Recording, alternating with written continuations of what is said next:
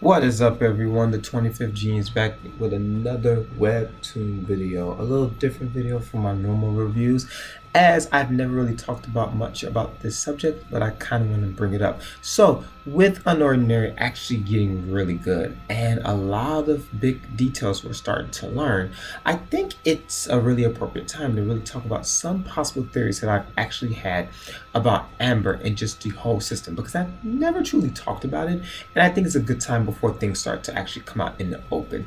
Now, some people who may have fast pass or whatnot, you might already know some of the things that I'm already telling you.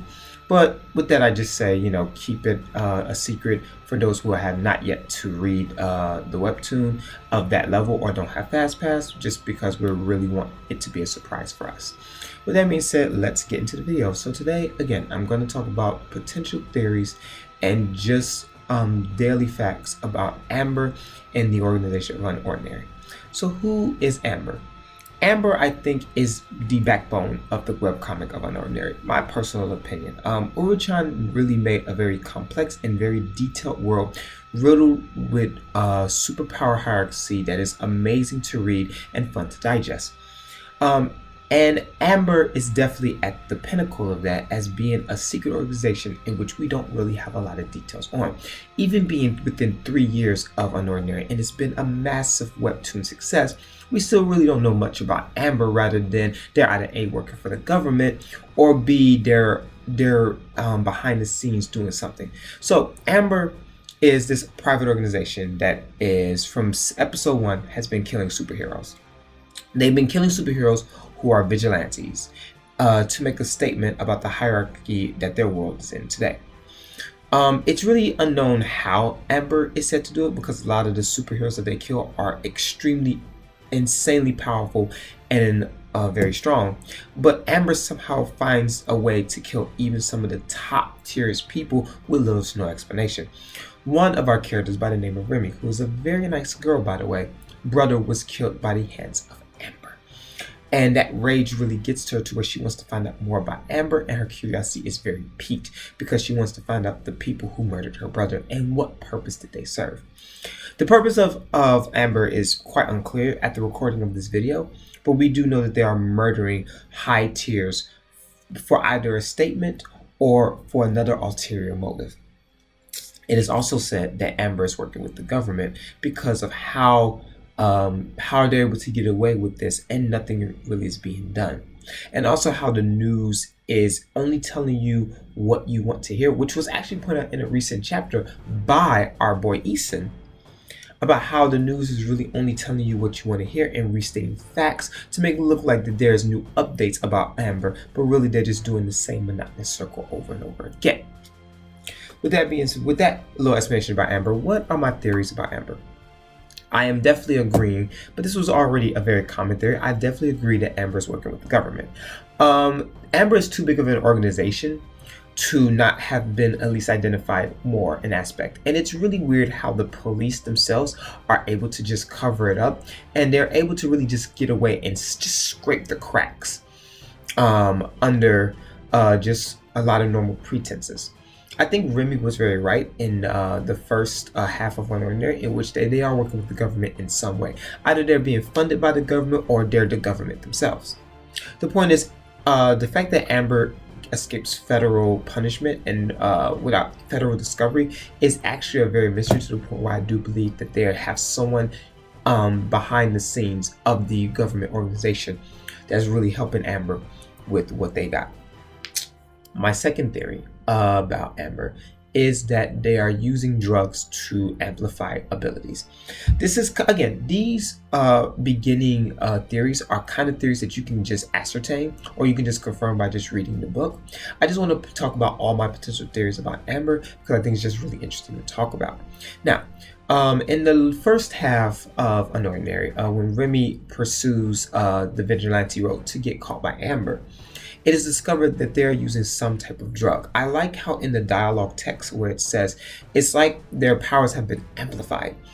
And that really would explain a lot about how such people who are low tier are able to grow and evolve into such high tier power bosses. Now, if we talk about the theory of drugs being used to amplify, then that brings me up about John, my least favorite character. I'm not even going to hide it, as I truly, truly do hate him with every fiber of my being.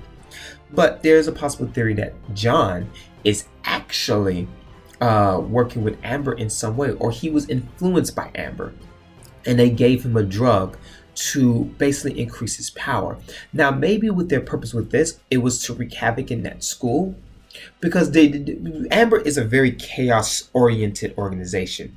Their goal is really not for murder. Their goal is really for chaos, which is another reason why I think Amber is one of the top organizations that I've seen within a webtoon media, because they're on the surface, they seem like they're a murder-based society, but in reality, they want to start chaos and strife more than anything, to go behind the backs of others than to take them out, which is very intelligent and really good writing and character planning on the author's part, I might add.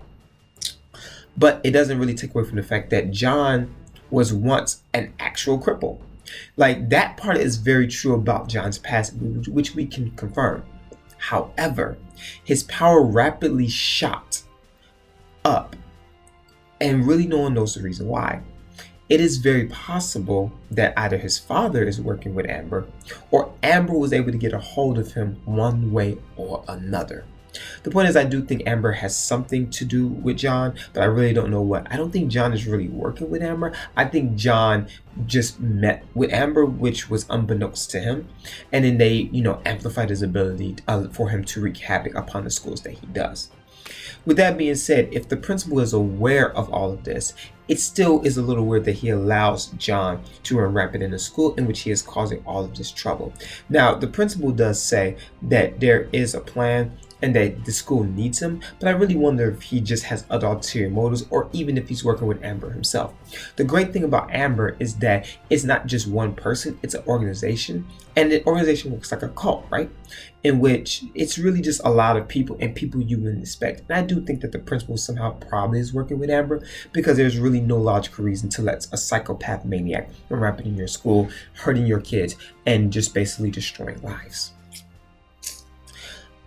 Another thing about Amber is that I want to talk about Ray's childhood friend. So there's a reason for every chapter, and I don't think that Uru-chan made these 2 chapters for the sheer purpose of just making them. I really think she put some Easter eggs in them, but again, I could be wrong. It could just be for fun. But in one of the chapters, and I believe it's episode 170, so very recent at the recording of this video, as Blake is on his vigilante trend to become stronger so he can fight John again and save his school, we see a very weird person in the shadows who's really looking down, and a lot of people are confirmed that that is Ray's childhood friend from back in the side stories, which I do really think that's the case, because they look exactly alike. But in that case, that means he's probably working with Amber, or working with some organization that is not even Amber. But if he is working with Amber, it is possible that Ray's childhood friend murdered him.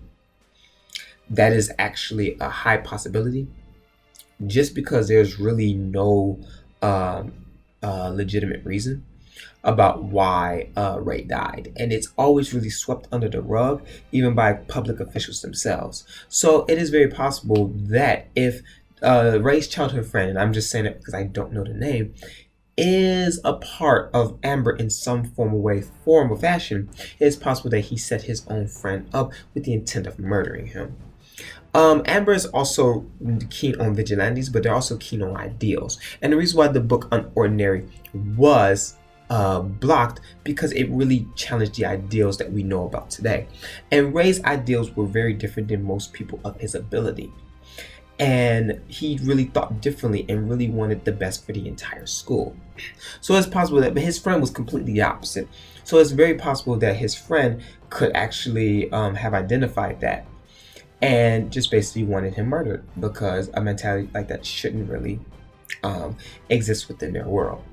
There are many possible theories that you can play about that, about his childhood friend, but I really think he had a lot to do, or a little bit to do, with with the murder of Remy's brother Ray, which is a shame, because Ray's actually a really cool guy, especially in the side stories. You really see like how his character, and you see why it's so different and a unique breath of fresh air within most people of the world of unordinary. So again, I'm just very, very happy about that.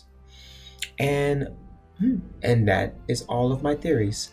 Again, my theories are very short and to the point. The one thing that's really great about Ember is the fact that you really don't know unless more information is divulged. We know it's common sense that they are in the school of Wellston and that they are in schools all over. We can assume that there are a huge multi-linked organization that has factions everywhere within the world of unordinary. So that means different types of power schools, different restaurants, because in the beginning of Unordinary, how Seraphina got caught was by the guy who was testing other people's abilities for them to negate it, which was another thing. They seemed to be more bent on not killing Seraphina. They wanted her power to be negated.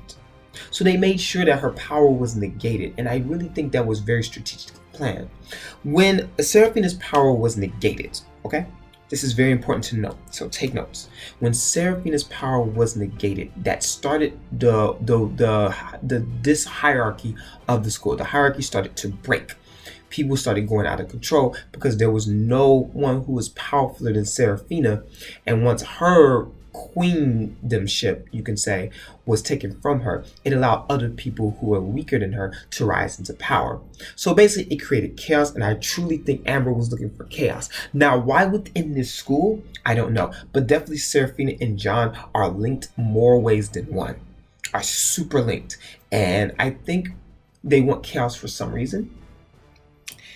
And again, it's just really a very interesting path to find out. But the point is that they were really bent on her losing her ability rather than really just the murdering of her in general.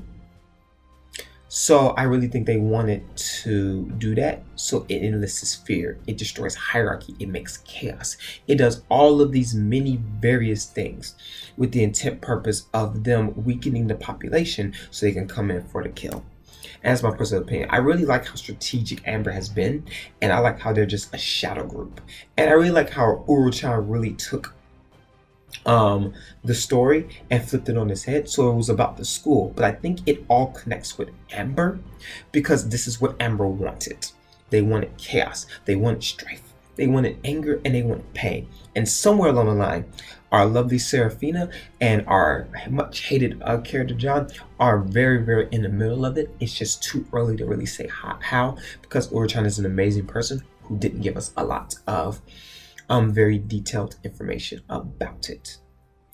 But the last thing that is important to note about Amber and just this whole thing in general is that John may have something to do with it because he was weak and then he became strong. And a lot of people are handling the theory that John may be mentally ill, or he's ill when he uses his power. That might be true to an extent. I just think he's just that crazy insane, but that can be true to a very, very high extent. But again, it's just too early to really tell. Like I said, Unordinary is a wonderful webtoon series filled with a lot of mystery, and is really we're playing detective to find out and pick through the writer's head. And she's doing a good job by reciprocating those feelings by not giving us as much information as we would like. But we are learning some very important key things. Like in the new chapter of the recording of this video, we learned that there is actually someone in the school, and we know the name and maybe even the face of the guy who likes to turn invisible. So that's really huge because there was an invisible person who followed Seraphina, and that led her powers to be taken. So what's going to happen after she talks with John, I can't wait, but just prepare to look on the video for the details of that because that's going to be an amazing conversation. And that is my theory about Ember. I hope you do enjoy this video. I enjoy making these videos. If you like this, make sure you leave a like and subscribe. Make sure you subscribe to or follow the Discord so you can get updates about videos and about other webtoon things. Woo, I'm tired. With that being said, I thank you so much for watching and listening. I'll see you next time.